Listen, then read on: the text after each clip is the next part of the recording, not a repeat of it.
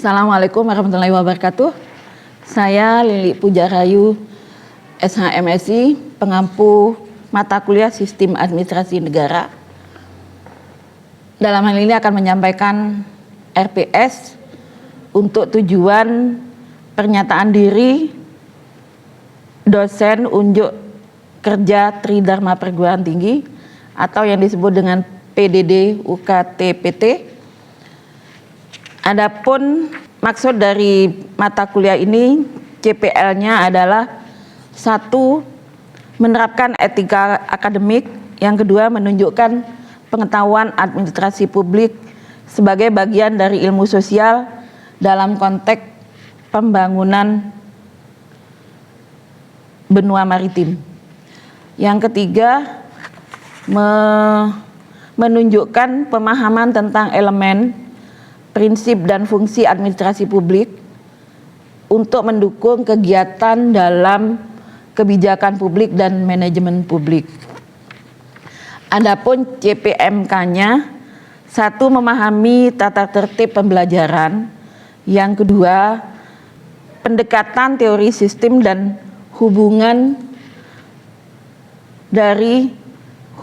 antar berbagai subsistem administrasi negara Republik Indonesia.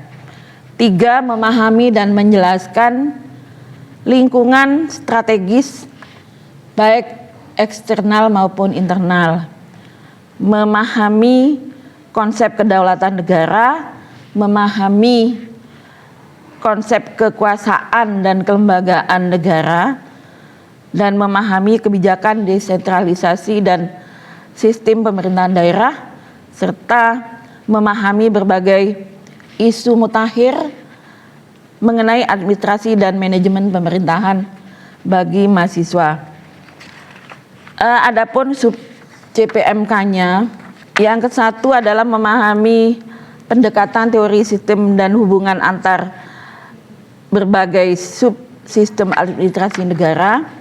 Yang kedua, mahasiswa dapat memahami dan menjelaskan lingkungan strategis sampai kepada mahasiswa mampu memahami isu-isu terakhir mengenai reformasi kepegawaian serta penerapan sistem. Deskripsi singkat mata kuliah. Mata kuliah ini dimaksudkan untuk memberikan penjelasan tentang konsep, makna dan dasar pemikiran sistem administrasi negara Republik Indonesia, keterkaitan sistem berbagai sistem administrasi dalam suatu negara, ekologi administrasi negara, serta administrasi pembangunan, serta juga menjelaskan berbagai bentuk negara dan sistem model pemerintahan yang ada di negara-negara lain. Pokok bahasan ada 8. Yang pertama, pendekatan teori sistem. Yang kedua, perkembangan sistem administrasi negara. Yang ketiga, lingkungan strategis. 4. Konsep negara, syarat negara dan bentuk negara. 5. Konsep kedaulatan negara. 6. Konsep kekuasaan dan kelembagaan negara. Yang ketujuh, kebijakan desentralisasi. Yang kedelapan, isu mutakhir dan manajemen pemerintahan di Indonesia. Mata kuliah sistem administrasi negara itu merupakan mata kuliah prasyarat, yaitu harus lulus pengantar ilmu administrasi publik dan pengantar ilmu politik. Adapun dalam hal ini pustaka atau referensi yang harus dimiliki oleh mahasiswa, salah satunya adalah Safi'i Inu Kencana tahun 2023 tentang Sistem Administrasi Negara Republik Indonesia, serta buku dari Rias Rasid tentang Sistem Pemerintahan Daerah Republik Indonesia. Demikian RPS untuk mata kuliah Sistem Administrasi Negara. Assalamualaikum warahmatullahi wabarakatuh. Assalamualaikum warahmatullahi wabarakatuh. Waalaikumsalam warahmatullahi wabarakatuh. Sehat semua? Ya. Ketemu lagi dengan Bu Lili dalam materi Sistem Administrasi Negara, yang dimana materi ini merupakan prasyarat ya dari pengantar ilmu administrasi publik dan ilmu politik. Bab 1 kita bahas tentang konsep sistem administrasi negara. Kalau bicara konsep sistem administrasi negara, maka ada 3 yang harus kita kenali pertama, yaitu tentang sistem, tentang administrasi, dan tentang negara. Pengertian sistem ada di dalam Kamus Tata Bahasa Indonesia, merupakan perangkat unsur yang secara teratur atau saling berkaitan sehingga membentuk suatu totalitas. Jadi merupakan perangkat ya, perangkat. Juga dikuatkan oleh beberapa ahli, yaitu Sumantri Gabriel Almond, yang menyatakan bahwa sistem sebagai suatu konsep ekologis yang menunjukkan adanya suatu organisasi yang berinteraksi dengan suatu lingkungan yang mempengaruhinya maupun yang dipengaruhinya. Adapun syarat utama sistem ada 5, yaitu 1, sistem selalu melibatkan komponen. Yang kedua, komponen-komponen tersebut saling berinteraksi. Yang ketiga, interrelasi. Yang keempat, interdependensi. Dan kelima, akan memperlihatkan suatu totalitas. Dalam hal ini, komponen bekerjanya sistem adalah satu, meskipun sistem terjadi dari komponen, tetapi sistem mempunyai perilaku tersendiri yang berbeda dari perilaku komponen. Yang kedua, suatu sistem dilihat sebagai suatu totalitas atas dasar hubungan komponennya. Ada interaksi, interrelasi, interdependensi, bukan atas dasar kuantitas atau penjumlahan komponen-komponennya. Yang terakhir, hasil bekerjanya komponen suatu sistem itu akan lebih besar dibanding dengan penjumlahan komponen-komponen sistem. Nah, itu tadi tentang pengertian sistem. Paham ya? Nah, ya. Kita lanjutkan tentang administrasi. Nah, administrasi itu apa sih? Ada administrasi yang mengatakan bahwa administrasi itu tata usaha, tata buku, bukan menata buku, gitu ya. Itu kan bahasa sederhananya, administrasi itu menata, bersih-bersih, kemudian menata, ringkas-ringkas disebut menata, administrasi, kan gitu ya. Dari pengertian secara etimologis, administrasi itu berasal dari bahasa Inggris, yaitu to administer, atau mengelola, atau to manage, ya, to direct, menggerakkan. Itu administrasi. Dalam arti sempit, administrasi itu sebagai suatu tata usaha, kemudian dalam arti luas merupakan kegiatan kerjasama yang dilakukan sekelompok orang berdasarkan pembagian kerja sebagaimana ditentukan dalam struktur dengan mendayagunakan sumber daya untuk mencapai tujuan secara efektif dan efisien. Nah, pengertian tersebut juga dikuatkan oleh para ahli, yaitu De Liang-Gi, Sondang P. Siagian, yang mengatakan bahwa administrasi adalah keseluruhan proses pelaksana kegiatan yang dilakukan oleh 2 orang atau lebih yang terlibat dalam suatu bentuk kerjasama demi terciptanya tujuan yang ditentukan sebelumnya. Nah, berdasarkan uraian tersebut, dari definisi-definisi tersebut, maka dapat disimpulkan bahwa ciri pokok dari administrasi adalah adanya kerjasama, adanya banyak orang, ada pembagian tugas, ada kegiatan yang runtut dalam suatu proses, dan ada tujuan. Kita lanjutkan tentang pengertian negara. Nah, pengertian negara menurut Aristoteles adalah persekutuan dari keluarga dan dengan memperoleh hidup yang sebaik-baiknya. Jadi negara itu persekutuan dari suatu keluarga. Karena keluarga itu adalah bentuk terkecil dari suatu persekutuan. Dikuatkan oleh Herman Sliner dan Miriam Budiarjo yang mengatakan bahwa negara adalah suatu daerah teritorial yang rakyatnya dipimpin atau diperintah oleh sejumlah pejabat yang berhasil menuntut warganya untuk taat pada peraturan perundang-undangan melalui penguasaan monopolistis dari kekuasaan yang sah. Gitu. Jadi syarat adanya negara satu, adanya wilayah. Wilayah ini merupakan unsur dari adanya negara. Oleh karena itu sangatlah penting. Ya. Penting. Makanya dari beberapa syarat adanya negara itu, maka ketika wilayah itu ada yang mengusik, maka jiwa kita sebagai bagian dari negara adalah tidak terima, nggak mau, kan gitu ya. Oleh karena itu terbukti bahwa kita Indonesia sebelum Indonesia merdeka adalah dijajah oleh Belanda, oleh Jepang, oleh Inggris, Portugis, kan gitu ya. Bagaimana perlawanan masyarakat Indonesia terhadap itu? Akhirnya ketika Indonesia merdeka kita tunjukkan bahwa kita tidak mau dijajah oleh negara lain, sebagaimana tertuang di dalam Undang-Undang Dasar dan Pembukaan Undang Dasar 45. Yang kedua adanya pengakuan. Nah, ketika ada wilayah harus ada pengakuan.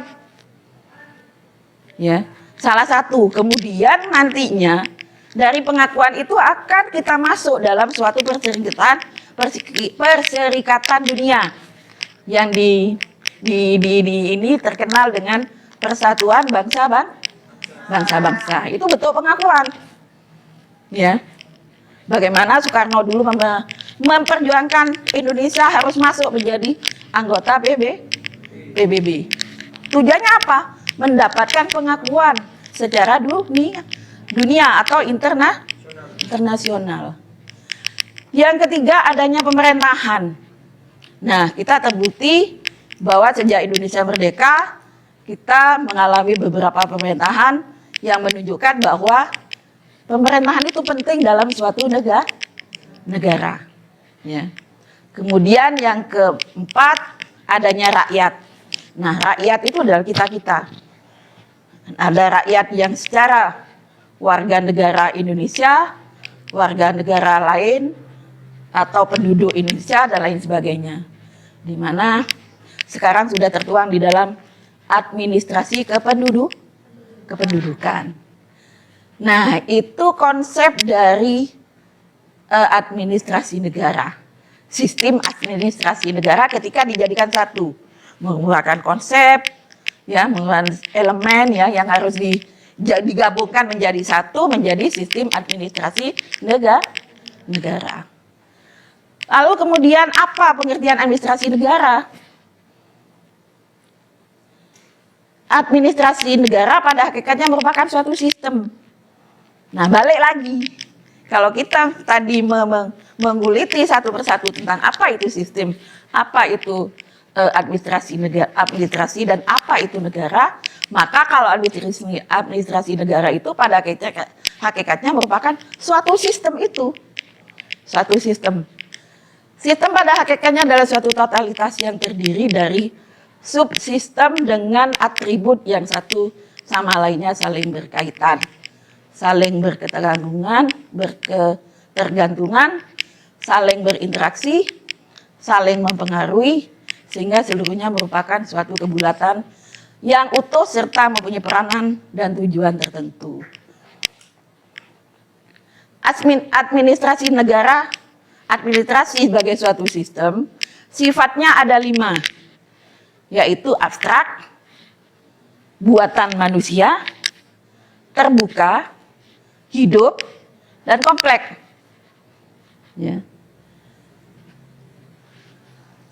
Jadi itu berinteraksi dengan sebagai sistem administrasi negara terdiri dari berbagai subsistem antara lain tugas pokok, fungsi kelembagaan, ketatalaksanaan, kepegawaian, sarana dan prasarana.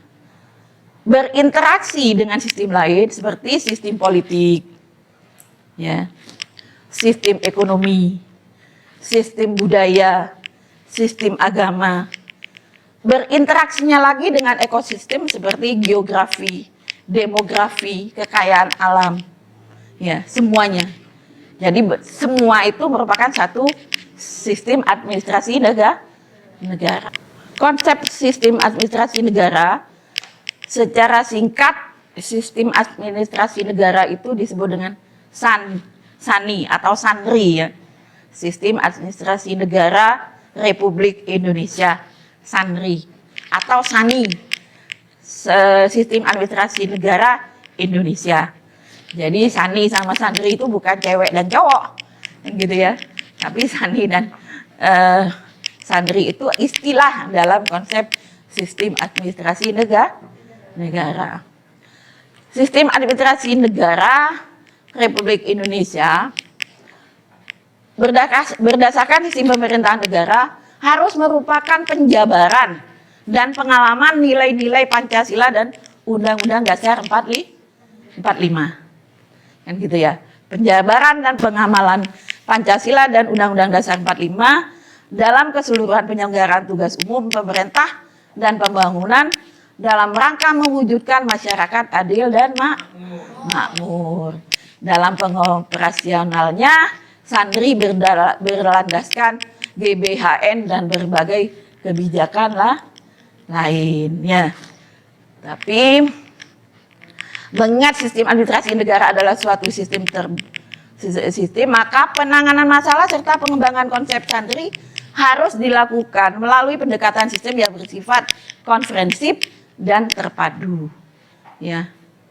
Padu administrasi negara dalam kerangka sistem pemerintahan negara. 1. Landasan administrasi negara seperti yang dikatakan tadi bahwa merupakan penjabaran dari Pancasila dan Undang-Undang Dasar 45, merupakan piranti dalam rangka pencapaian cita-cita dan tujuan nasional. Tujuan nasional Indonesia ada di mana? Ada di Undang-Undang Dasar 45 dan pembukaan Undang Dasar alinea 4 itu, ya. Landasan idealnya adalah Pancasila, kemudian landasan konstitusionalnya adalah Undang-Undang Dasar 45, di mana Undang-Undang Dasar 45 itu merupakan perwujudan dari proklamasi kemerdekaan yang terdiri dari pembukaan, batang tubuh, serta perjuangan dan tekad bangsa Indonesia dalam mencapai cita-cita hukum dan moral, kan gitu ya. Nah, landasan operasionalnya, kalau dulu kita mengenal GBHN, garis-garis besar haluan negara. Tapi kemudian sekarang tidak lagi menggunakan garis-garis besar, kan gitu ya. Jadi pola umum pembangunan nasional merupakan rangkaian program pembangunan yang menyeluruh, terarah dan terpadu yang berlangsung secara terus-menerus.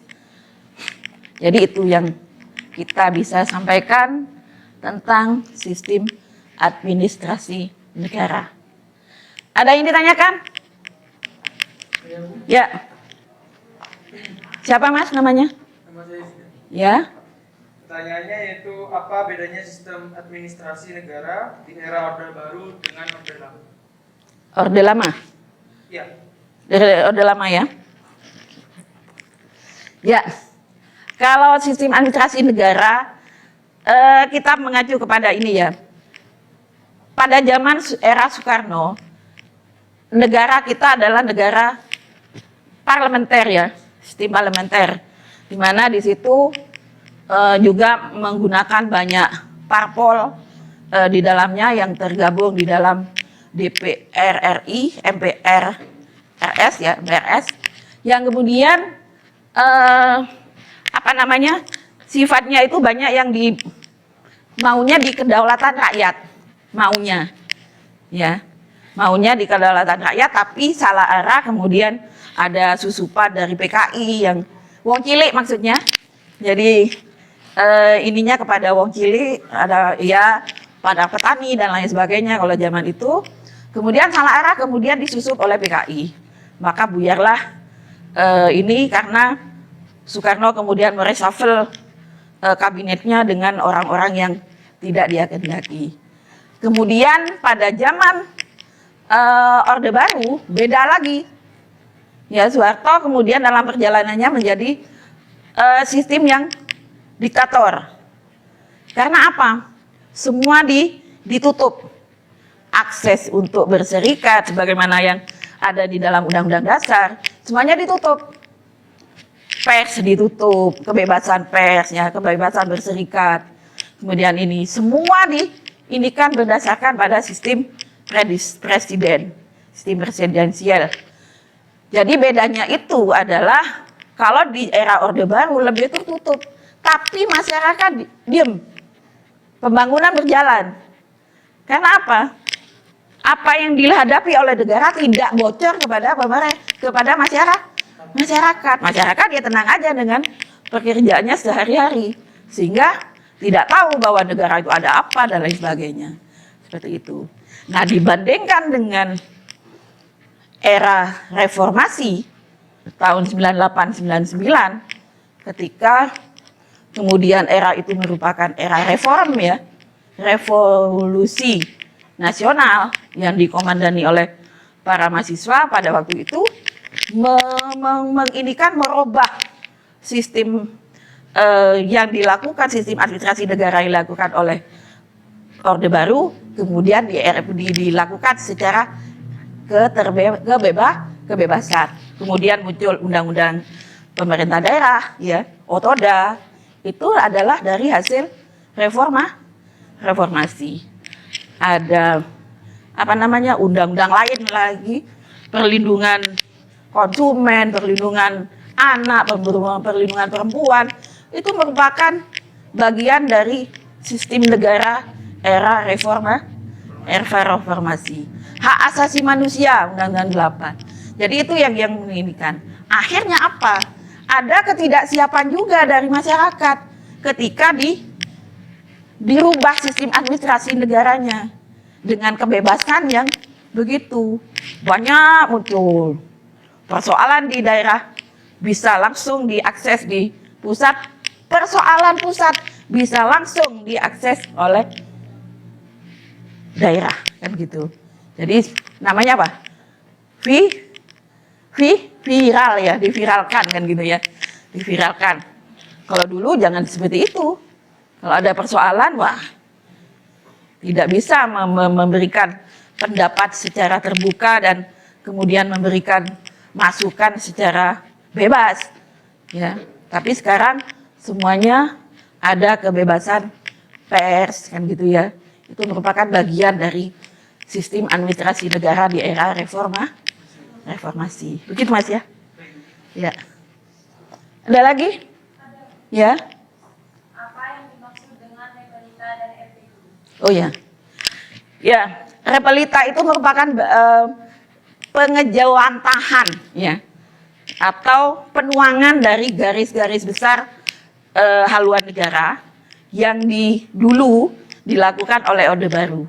Kemudian pembangunannya itu ada repelita, rencana pembangunan 5 tahun. Sejak Indonesia dikuasai oleh Orde Baru 70, 75, 80, 85, 90, itu merupakan tahun repelita. Tiap 5 tahun pembangunan. Oleh karena itu Pak Harto disebut dengan Bapak Pembangunan. Karena apa? Dengan repelita itu dia sukses membuat Indonesia membangun, ya, petani sejahtera dan lain sebagainya, seperti itu. Nah, sekarang dengan tidak tidak menggunakan GBHN, maka menggunakan RPJ, rencana pembangunan jangka. Ada jangka panjang, ada jangka menengah, dan ada jangka daerah, RPJD. Itu. Jadi sudah tidak menggunakan repelita lagi, tapi menggunakan rencana pembangunan jangka panjang, menengah, dan daerah. Itu Mbak. Itu ya. Ada lagi yang ditanyakan? Tidak ada ya. Bagaimana penjelasan saya? Ya. Jadi kalau tidak ada yang mau didiskusikan lagi, saya akhiri pertemuan ini dengan wassalamualaikum warahmatullahi wabarakatuh. Waalaikumsalam.